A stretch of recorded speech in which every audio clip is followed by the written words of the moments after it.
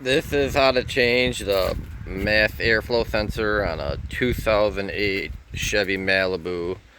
This is the 3.5, the classic.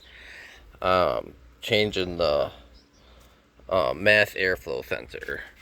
So this is the mass airflow sensor. And then there's going to be a plug here. You got to pop that in and pull this plug off.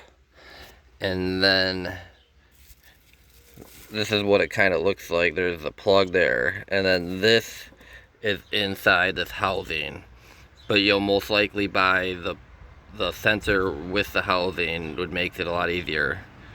Otherwise, you got to take the sensor itself out of the housing. So if you can get the sensor, this is just a sensor, not the housing. If you can get it in the housing as one piece, it'll make it easier. And then you have your one clamp here that's holding on your intake tube to the throttle body.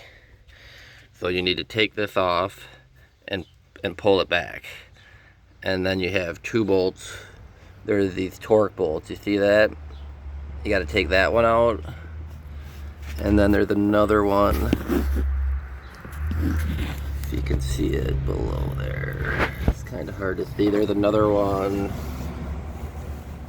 right here. You can see, and mine is super rusted out. So yours might be rusted too. It's not focusing.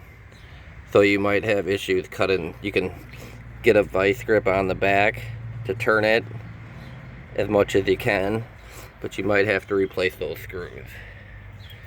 And then, yeah, so it's right connected to the airbox. And then you can see the arrow when you put the new one on.